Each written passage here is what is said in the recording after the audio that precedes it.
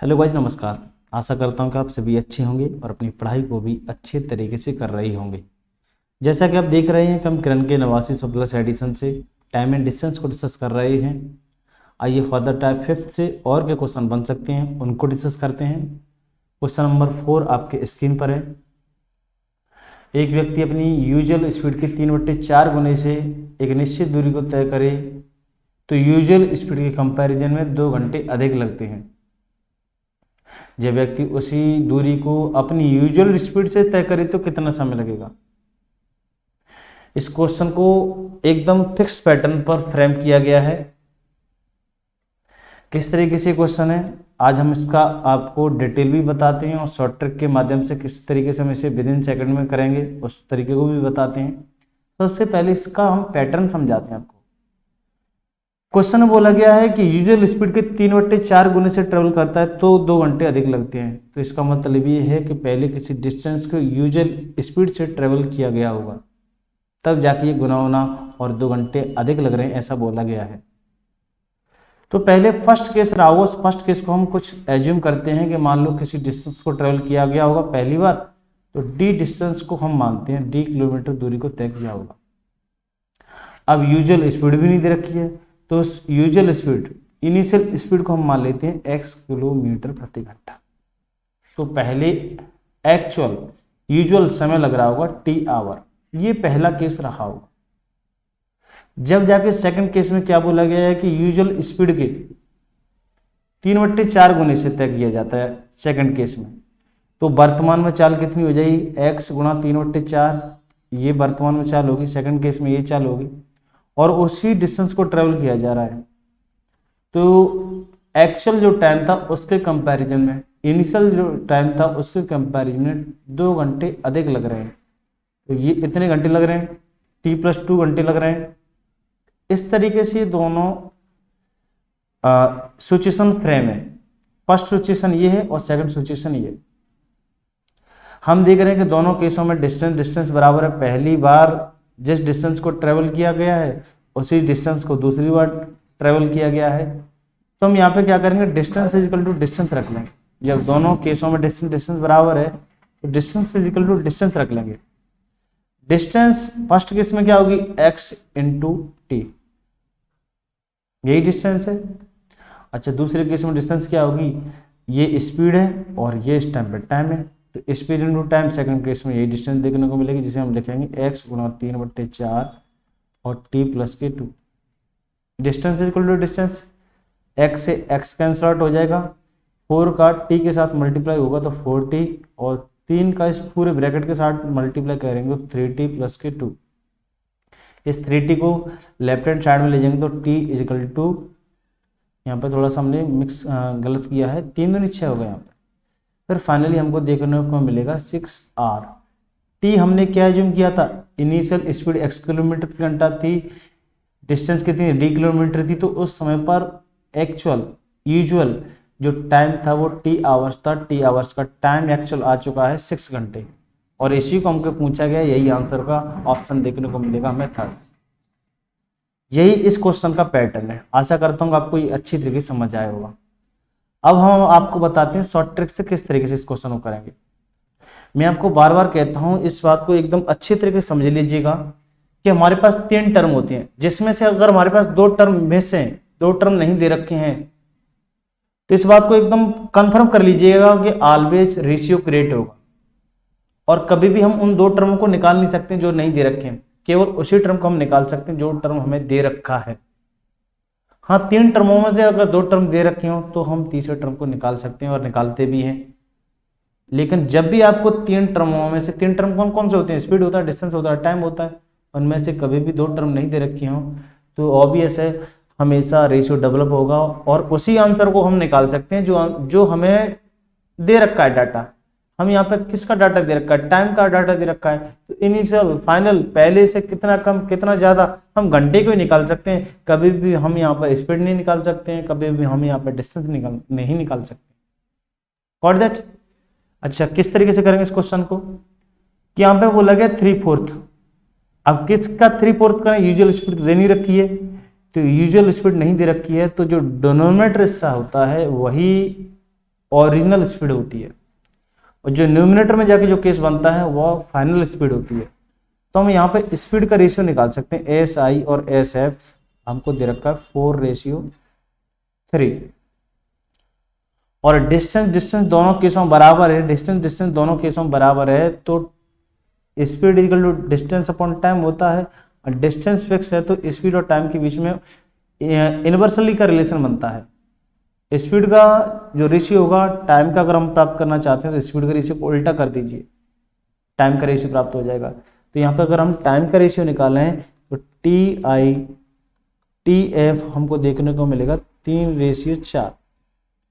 पहले कभी 3 यूनिट समय लग रहा था, आज लग रहा है 4 यूनिट समय, जब स्पीड को हमने 3/4 गुना किया है, 4 से 3 किया है। पहले 4 यूनिट स्पीड थी तो 3 यूनिट समय लग रहा था, जब 3 यूनिट स्पीड है तो 4 यूनिट समय लग रहा है। स्पीड कम गई है तो समय बढ़ा है, ऑब्वियस है एकदम। पहले से कितना समय बढ़ गया है, 1 यूनिट, और रियलिटी में कितना समय कह रहे हैं कि कितने घंटे ज़्यादा लेता है, 2 घंटे, तो 1 बराबर 2 घंटे हैं। तो हम इनिशियल टाइम पूछना चाह रहे थे, तो 3 बराबर कितना। सबसे औसम और यूनिक तरीका है, इसी तरीके को आपको फॉलो करना है और इसी तरीके से सारे क्वेश्चन करने हैं आपको। 3 दूनी 6 घंटे, आंसर आपको 6 घंटे देखने को मिलेगा। ऑप्शन भी कितना होगा, 3rd होगा। बढ़ते हैं अगले क्वेश्चन की ओर। ये क्वेश्चन भी कुछ उसी तरीके से जिस तरीके से हम पिछले क्वेश्चन को किया है, हम यहाँ पे आप डायरेक्ट करेंगे। एक व्यक्ति अपनी यूजुअल स्पीड के 3/4 गुने से चलता है तो अपने डेस्टिनेशन व्यक्ति, अपनी ऑफिस पर व्यक्ति 20 मिनट लेट पहुंचता है।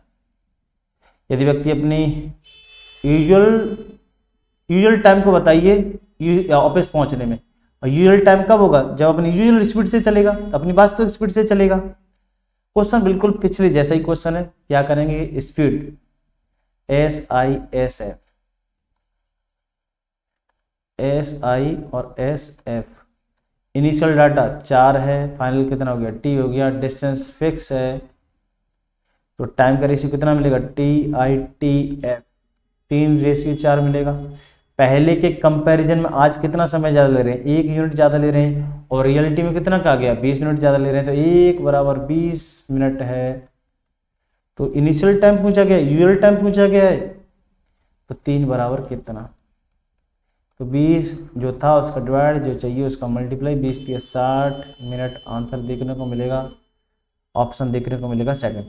बढ़ते हैं अगले क्वेश्चन की ओर। ये क्वेश्चन भी कुछ इसी तरीके से है।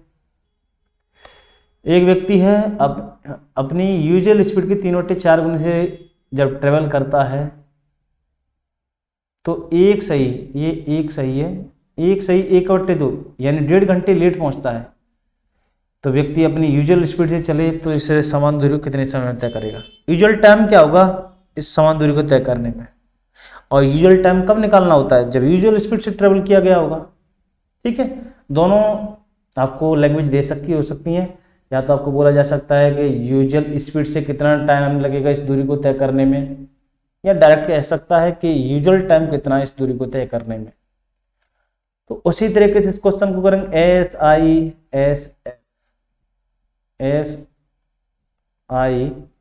SF इक्वल टू 4 से 3, और डिस्टेंस जब फिक्स है तो टाइम का रेशियो उल्टा कर दीजिए, TITF इक्वल टू 3:4। पहले से कितना यूनिट ज़्यादा समय, 1 यूनिट ज़्यादा समय, और रियलिटी में कितना कह रहे हैं, 1.5 घंटे, जिसे हम कह सकते हैं 3/2 घंटे। 1 यूनिट बराबर 3/2 घंटे दे रखा है, यूजुअल टाइम पूछ रहा है उसी दूरी को तय करने में, तो 3 बराबर कितना, तो जो था उसका डिवाइड देते हैं, जो चाहिए उसका मल्टीप्लाई, 1 का डिवाइड देंगे तो कोई इंपैक्ट नहीं आने वाला है, 3 तरह का 9/2 घंटे, जिसे हम कह सकते हैं 4.5 घंटे। Got that. ऑप्शन हमें देखने को मिलेगा फर्स्ट ही, ये 4.5 घंटे लिखे हुए हैं फ्रैक्शन में, 4.5 घंटे। ठीक है, तो आशा करता हूँ कि आपको ये भी क्वेश्चन समझ आया होगा। बढ़ते हैं अगले क्वेश्चन की ओर।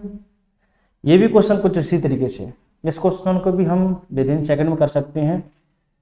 एक व्यक्ति अपनी यूजुअल स्पीड के 6/7 गुने से जब चलता है तो 20 मिनट लेट पहुंचता है, तो यूजुअल टाइम कितना होगा उस दूरी को तय करने में, अपना वास्तविक समय कितना होगा। SI और एस एफ इजिकल टू 7 से 6 रह गया। डिस्टेंस फिक्स है, जब डिस्टेंस सेम है तो T I T F is equal to कितना देखने को मिलेगा 6:7। पहले से कितना समय ज़्यादा लगा, 1 यूनिट। रियलिटी में कितना करें 25 मिनट, तो 1 बराबर 25 मिनट है। तो यूजुअल टाइम कितना है 6 यूनिट है, तो 6 यूनिट बराबर कितना, तो 25/1, 25/1 गुणा 6, 25 छक्की 150 मिनट। जैसे हम कह सकते हैं 2 घंटा 30 मिनट, 2 घंटा 30 मिनट ऑप्शन देखने को मिलेगा हमें फर्स्ट ही। ठीक है, बढ़ते हैं अगले क्वेश्चन की ओर। क्वेश्चन नंबर 8 बिल्कुल उसी तरीके क्वेश्चन फ्रेम है, डाटा बस चेंज होते हैं। एक व्यक्ति जब अपने यूजुअल स्पीड के 6/7 से चले तो 12 मिनट लेट पहुंचता है, तो यूजुअल टाइम कितना होगा उसी दूरी को तय करने में। Sorry, S F is equal to 7 से 6 रह गया टाइम स्पीड। टी एफ कितना होगा, जब डिस्टेंस फिक्स है तो 6 से 7 कितना टाइम बढ़ गया, 1 यूनिट टाइम बढ़ गया। रियलिटी में कितना कह रहे हैं 1 यूनिट बराबर, रियलिटी में करें 12 मिनट, तो 6 यूनिट जो इनिशियल टाइम है यूजुअल टाइम है वो रियलिटी में है कितना है, तो 12/1 गुणा 6, 12 छक्के 72 मिनट। इसे हम कह सकते हैं 1 घंटा 12 मिनट। ऑप्शन देखने को मिलेगा हमें सेकंड। बढ़ते हैं अगले क्वेश्चन के, क्वेश्चन नंबर 9। बहुत अच्छा क्वेश्चन है, ऑसम क्वेश्चन है। एक कार पी से क्यू की ओर एक निश्चित स्पीड से ट्रेवल करती है। जब कार की स्पीड 10 किलोमीटर प्रति घंटा बढ़ा दी जाए तो उस दूरी को तय करने में 1 घंटा कम लगता है। जब इस कार में 10 किलोमीटर प्रति घंटा की चाल और बढ़ा दी जाए तो 45 मिनट का समय और कम लगता है।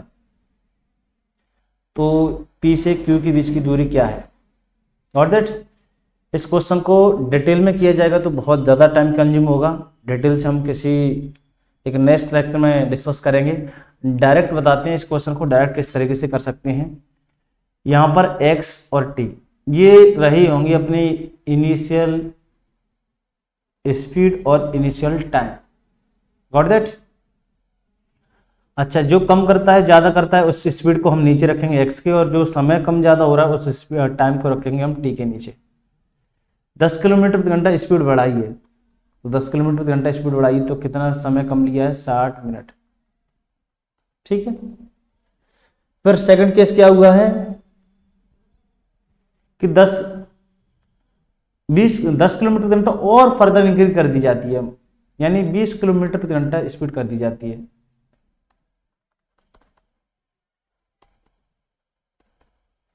तो 45 मिनट और कम लगते हैं। मीन्स इसका यह है कि 60 मिनट तो कम लग रहे हैं, 45 मिनट और कम लगते हैं। इसका मतलब 1 से 5 मिनट कम समय लगता है। और दैट, और फिर क्या करेंगे हम कि इसका इसके साथ मल्टीप्लाई, इसका इसके साथ मल्टीप्लाई करके लिखेंगे तो 60x और प्लस के 10t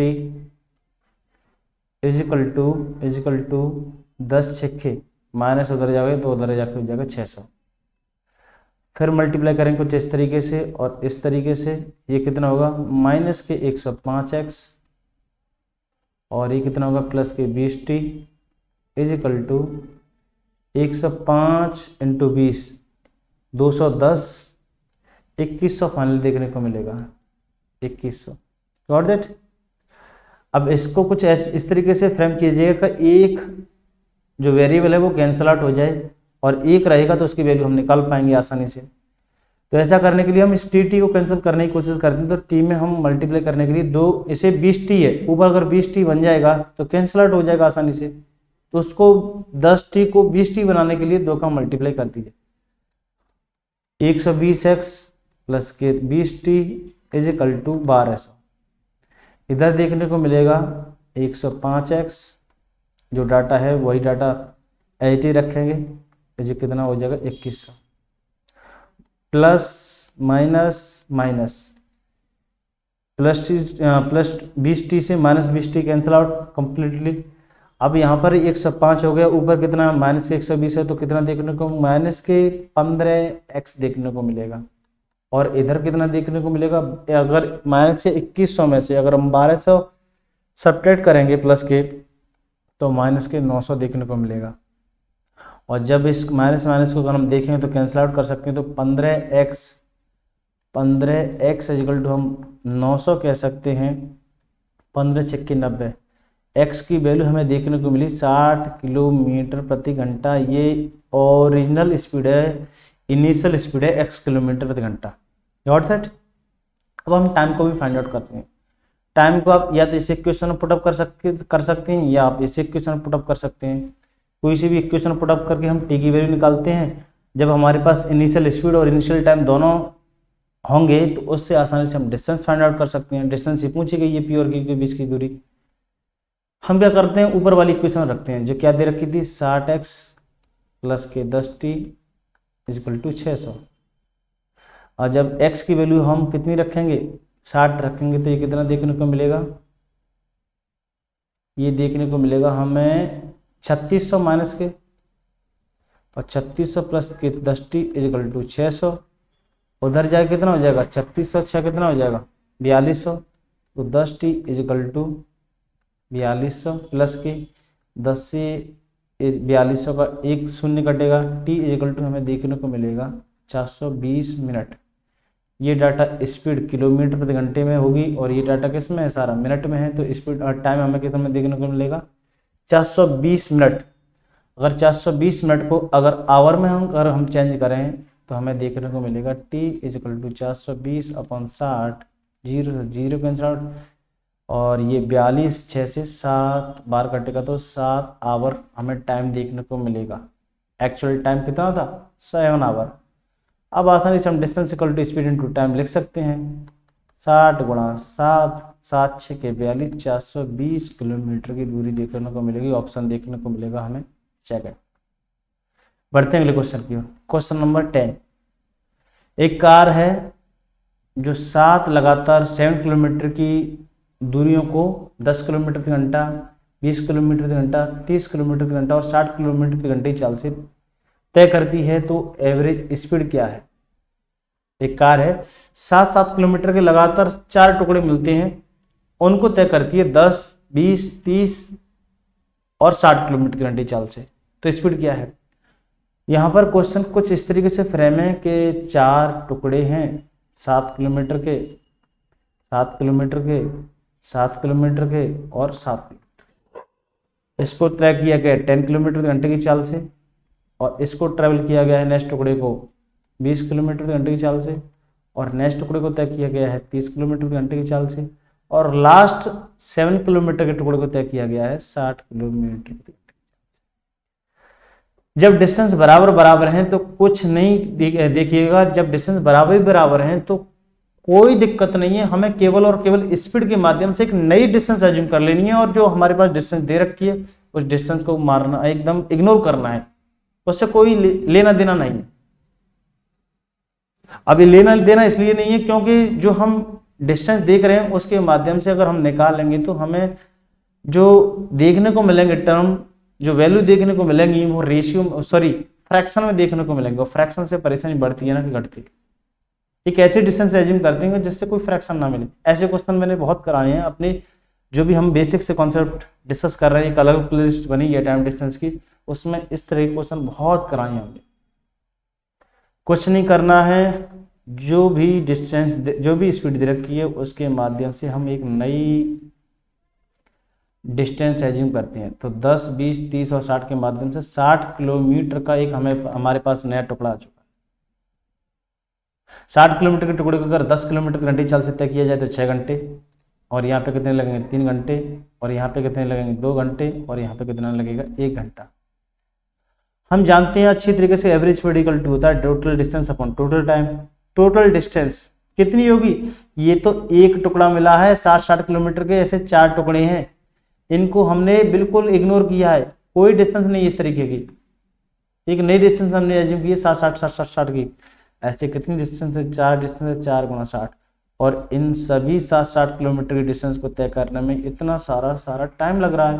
तो 6 3 9 9 2 11 1 12 total distance upon total time, total distance 240, total time 12 घंटे। 12 से 60 को काटेंगे तो कितने टाइम से कटेगा, 5 टाइम्स कटेगा। तो आंसर हमारा देखने को मिलेगा फाइनली 20 किलोमीटर प्रति घंटा।